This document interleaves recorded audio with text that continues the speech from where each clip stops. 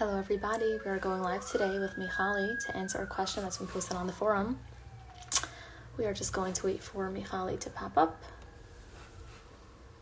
Hello A-Bubby, thanks for joining. We're just waiting for Michali, and it is Monday, so we are doing it on a Monday this week, and then next week we're going to do it on Tuesday, God willing.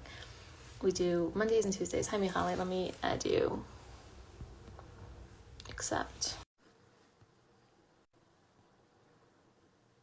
Hello Toby and Maishi and Babife. Hi Michali, let me just Hi. back. How are you? Good. It's good to see you. Likewise, happy Monday. Happy Monday. Happy Tuesday, but I'm like, nope, it's Monday this week. One second. I need to get like a good phone stand for my desk. I tried to get one, but it didn't work out.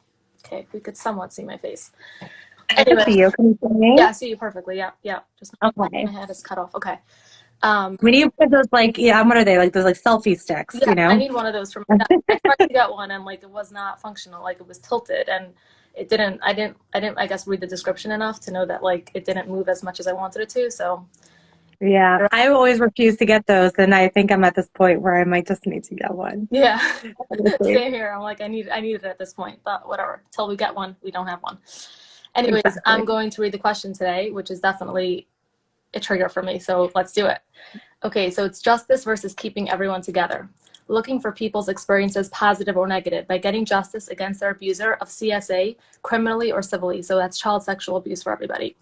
The complexity is he's married now and has children. His wife now knows after close to 20 years, but it would really hurt their family if he went to jail.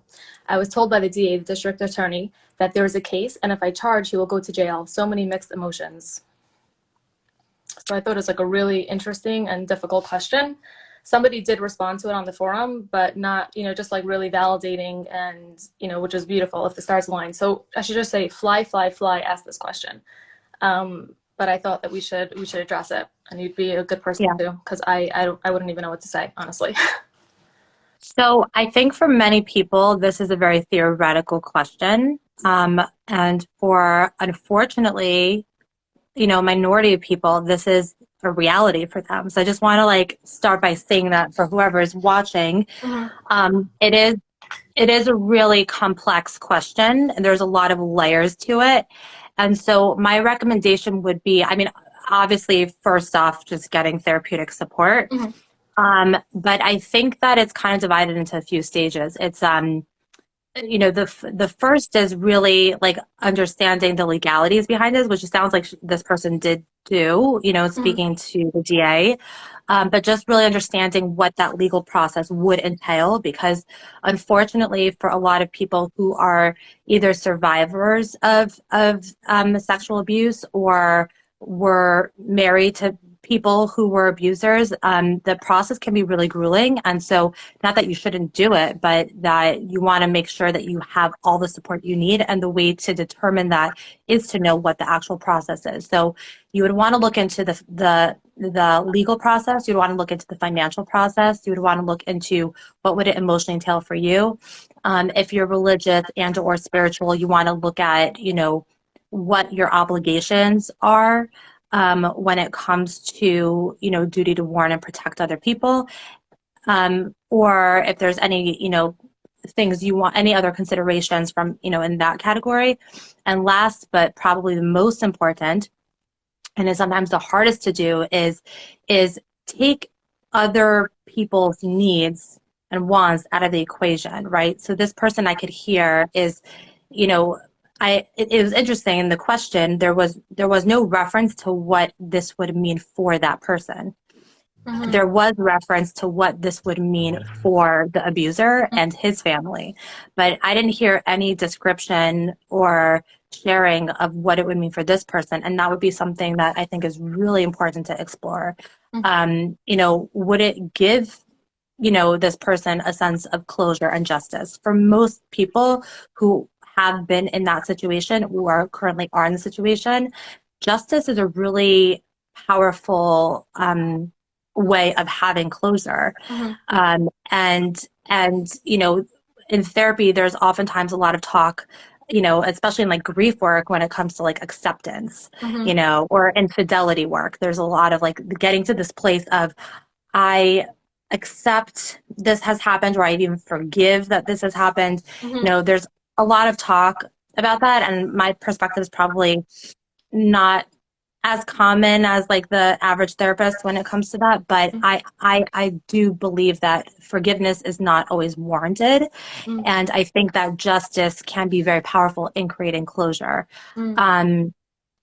And I think this person, and everyone is different, so I can't answer it specifically, but I think it would be really important for this person to really kind of determine what does this mean for them in so many ways. And I think, like, this might sound like obnoxious, but I think like the last person to consider would be the spouse of the current spouse of this abuser. I think the sense of justice and also protection of community members kind of trumps feelings or fear. But again, that's my opinion. So yeah, so it's very complicated. And obviously, it's very individual, but I do think that processing this with a therapist is going to be super important for clarity and to know how to move forward. Yeah, I mean, I think you really like attacked it from every angle. I might be like so naive, but I don't know why from this question I thought that this that it was clear that he's no longer like a threat to society. But I could be totally wrong. Like that was just how I read into the question. It didn't say that here. But I'm curious, if that's the case, would your answer be any different? Like, because my question then is like, if that's the case, right? Like if he's not anymore a threat, maybe he did tshuva or whatever it is, right? And like he's not, I mean, there's no real way to know that, but there's, like there's somewhat of a way to know, right? I'm assuming if the questioner knows that his wife knows, like there's some inside information that yeah. So like, I'm wondering if that's the case, then like, I guess like my question is then in what way is it, protective? I guess then the only reasons to do it would be selfish reasons, which I'm not, that selfish has a bad rap, and I don't mean it to have a bad rap here. There's a very grand right. People should be selfish in many situations, and this one is called for in many ways, right? Like, so that would be my question. Like, would your answer change at all? Because like, even though you think that like, my imagination is that the justice, like, I don't know how much it would help this individual to open up something like this and go through, like, re-traumatize themselves so that person sits in jail for a month or 6. You know what I mean? Right. So I don't think this person should consider the abuser. I do think this person should consider their own feelings. And I think that, when you look at the efficacy of treatments when it comes to pedophilia, statistically, they're not that great. And, this is kind of like going into that, like the topic I brought up in terms of like forgiveness. I think that forgiveness is something that has to be earned. And so if this person says, look, this man came to me and did a complete tshuva, like he apologized in every single way. He's also, that includes the charata, right? The feeling guilt, the vidoy, being very specific in all the ways he has harmed her and other people. And the third is the Kabbalah of like really sharing and executing, specific actions that he takes to ensure that it never happens again. Then that would make this question more complicated. In addition to that, making sure that that he's not in a position where he's working with children in any capacity, and that he has measures in place to not hurt his children or his family members, his nieces and nephews or whatever, right? So usually in my experience with these kinds of people who have these kinds of, pedophilia kinds of disorders, a lot of times they don't set themselves up for success in that way. And the chances of reoffending are somewhat high, especially if they haven't done treatment, and especially if they haven't like set themselves up for success. So those would be part of like the information gathering process for this person of like, did this person come to her and do a tshuva? Is this person working with children or around children? All those things, those would be, Right. those would be things to answer and to look into.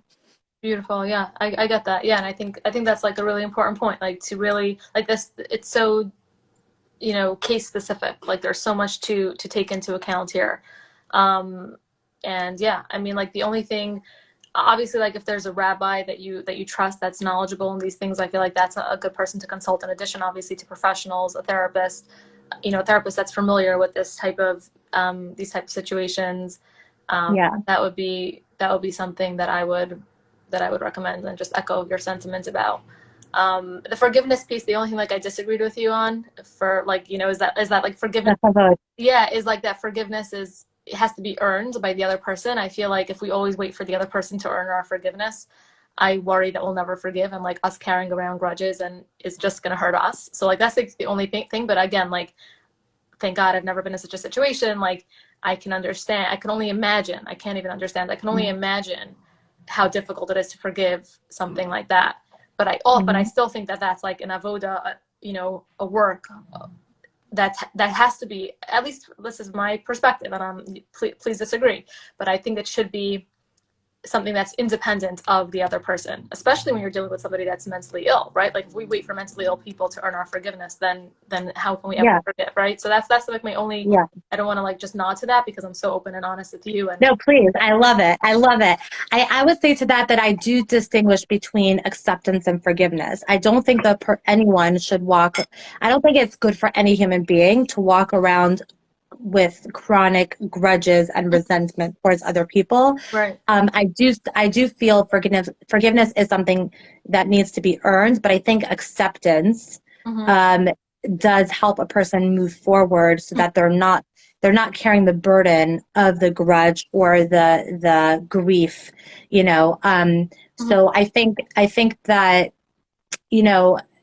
I really do think that the ultimate closure is when there's justice or the person comes forward and really makes a real repair. But if that's unlikely to happen, like to your point, like someone who has severe mental illness to the point of hurting children, I think that the likelihood of them doing a real tshuva is pretty small.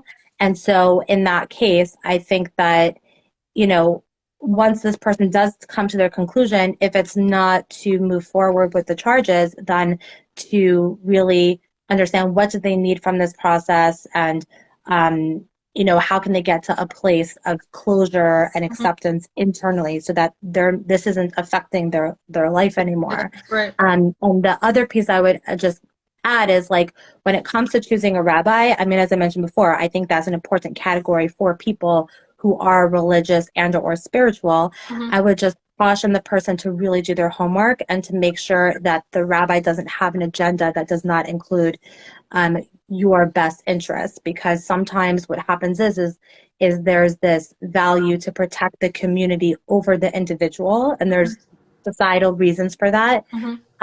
Totally different discussion. And I just, advocating for this individual, person, I just want to make sure they're aware that, that they choose somebody who truly has their best interests in mind. Perfect. And can guide them in a halachic or spiritual way. Beautiful. Yeah, I agree with that. That's like, you don't want to just like pick a rabbi out of the hat. This has to be somebody that either has been on your journey with you, knows the extent of the suffering and what, and cares about an individual over, a society potentially that, might take information in different ways. Exactly. That's a really good point. All right. Thank you so much, Michali. This was like a really challenging topic, but I'm glad that we addressed it. Yeah.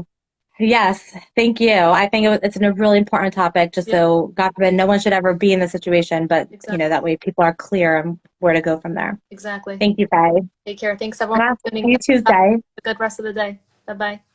Bye-bye.